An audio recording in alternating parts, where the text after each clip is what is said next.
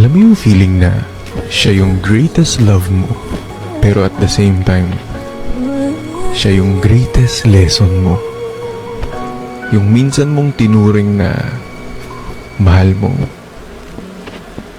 Ngayon, mahal mo pa rin naman pero hindi na pwedeng kausapin. Hindi na pwede pang lapitan.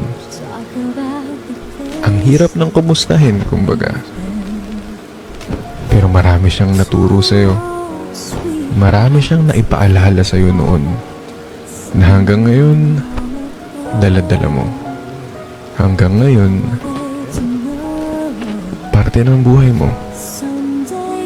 Kaya nga totoo, may mga tao talagang dadaan lang.